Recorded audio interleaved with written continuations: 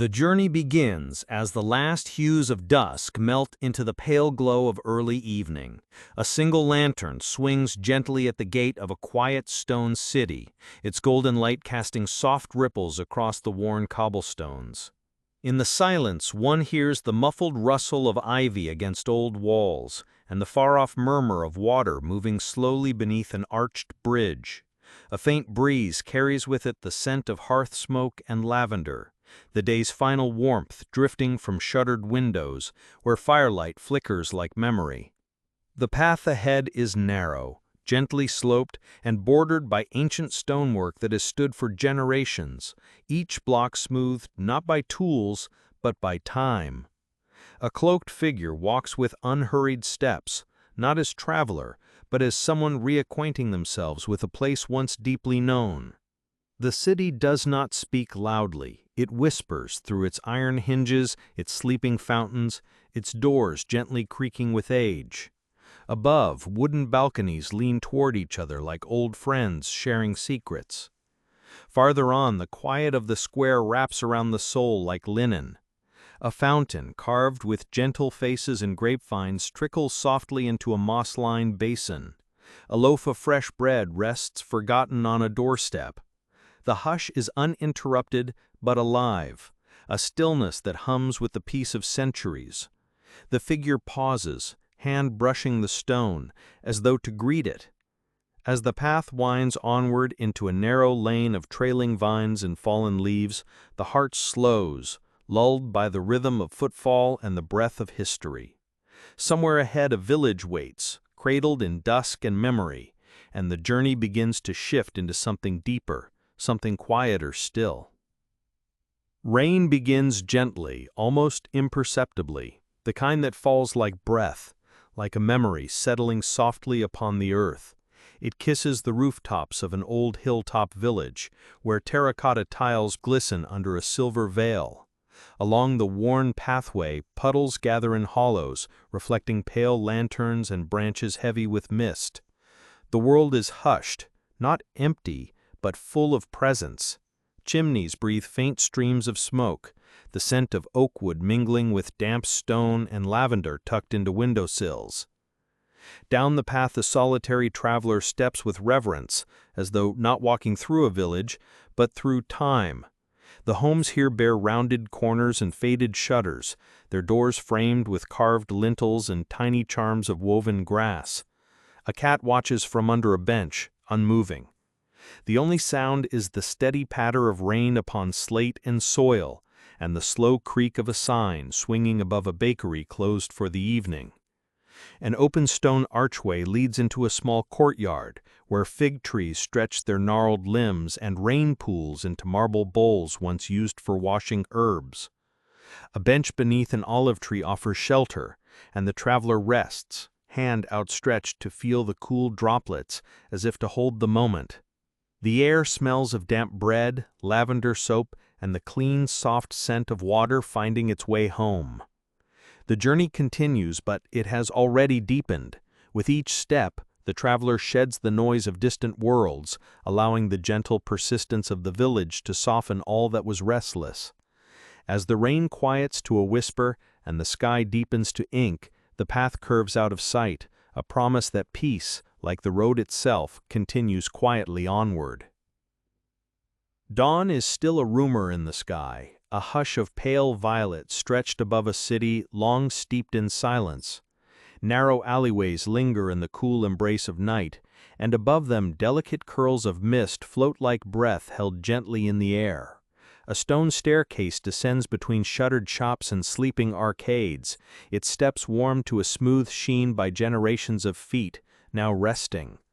A cloaked figure descends slowly, hands trailing the chilled stone walls, each step echoing lightly, as if afraid to disturb the dreams of the city. There is no urgency in this passage, only a calm unfolding. Wooden doors are etched with age, iron knockers shaped like lions and shells slumber under webs spun with patient care. A baker's cart stands to the side, its cloth covering heavy with dew, the scent of tomorrow's bread mingling faintly with the crispness of the morning air. Somewhere a bell chimes, not loud, but distant, a single weightless note carried on a breeze. At the edge of the city, where the houses begin to thin and the wild hedgerows reclaim the path, a gate stands open. Beyond it lies a track bordered by low stone walls draped in creeping thyme and dried lichen. The walker moves forward, greeted by silence that does not feel empty, but whole. Each breath draws in the scent of earth and early light, of bark and river reed, of wool cloak and wet moss. The city does not vanish, it simply fades into memory, a backdrop now to a quieter landscape. And the road ahead is uneven but gentle, winding between old orchards and forgotten gardens. And as the first bird offers its tentative note into the vast stillness, the journey becomes something more than movement. It becomes a drifting into stillness itself. Evening has settled like a velvet shawl across the shoulders of a small, forgotten village nestled in a low valley. The stones underfoot are cool and uneven, softened by centuries of weather and care. Lanterns glow dimly behind lace curtains, casting soft golden shapes onto the road like lanternfish beneath the sea. The air hums with the scent of fresh milk, crushed mint, and the faint smoke of damp wood, curling up from hearths tucked behind ivy-covered walls. A traveler walks slowly, not to arrive, but to feel. There are no signs here, no loud markers, only subtle noticings, a tangle of herbs drying on a hook, the hollow tap of a wooden spoon left in a basin, a spindle resting beside wool dyed the color of winter berries. The hush of the village is not solemn, but tender. It holds the heart gently, like a grandmother's hand smoothing a linen cloth. Past a weathered well and under an leaning archway, the road narrows to a garden path bordered by stones so old their edges have turned to moss. A small chapel with a slate roof leans toward the hill, where sheep graze quietly, their bells no louder than wind through leaves. The traveler pauses at a bench beneath a pear tree, where petals have fallen like tiny folded notes on the ground. In this stillness, time seems to blur, not vanish, but melt into the soil and sky alike. The village breathes, the world softens, and the heart folds inward, drawn not by story, but by sensation. As the last light glows behind distant trees and the hush deepens, the path winds onward, and the quiet walk continues, wrapped in layers of dusk and belonging.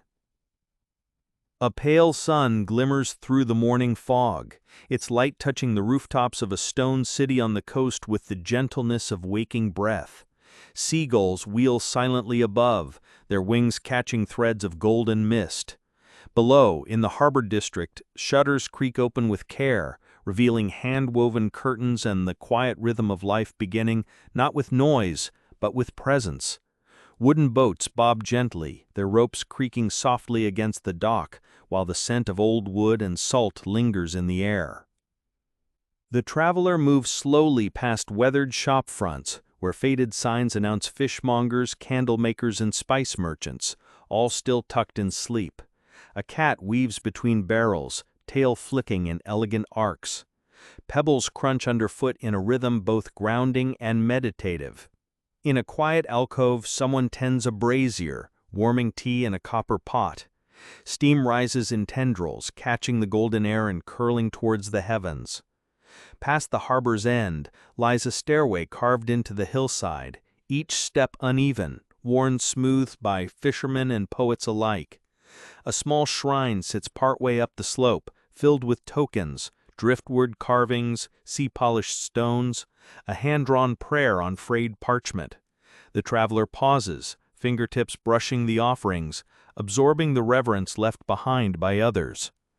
As the path ascends into olive groves and low stone terraces, the city below becomes a soft murmur. The sea, once near and present, now hums like memory, its breath in the breeze, its rhythm in the heart. The walk is no longer about direction, but about surrender. And as the traveler vanishes into the trees, the city behind fades into gold and mist, a chapter closed not with finality, but with deep, peaceful exhale. The path begins between two crumbling pillars, half swallowed by ivy, their ancient carvings barely visible beneath layers of moss and thyme. Beyond them lies a forgotten route through a highland village, its memory preserved in silence. The morning air is thick with mist and the smell of heather and damp pine. No footsteps stir here but those of the traveler, slow and soft, accompanied by the distant trickle of a spring winding through hollow stone troughs. Stone cottages rise like natural formations from the earth, their roofs thick with thatch and dew. Chickens move silently through overgrown gardens, and empty chairs rest beside doors that once welcomed songs, stories, and sunlit meals. The village is not abandoned, it is simply sleeping, deep and long, wrapped in layers of seasons and moss. Ferns unfurl in the crevices between flagstones. An old cloak hangs on a peg, fluttering faintly in the still air. Near the edge of the village stands a weathered sundial, its face turned toward the faint light above. Time, here, is not kept, it is felt, absorbed through soil and breath. The traveler rests a hand upon it, grounding themselves in the patience of stone and shadow. Around them the breeze carries the distant sound of sheep bells, gentle and irregular, like lullabies long forgotten. The path curves gently down the hill, through brambles and past a stream where silver fish flicker like whispered thoughts. The village, now behind, lingers only in sensation. Warmth, stillness, the bittersweet ache of beauty left undisturbed. Ahead, the land opens into a broad, rolling plain, the sky vast and pale. The silence deepens, not as emptiness, but as welcome, a soft blanket drawn slowly over the soul.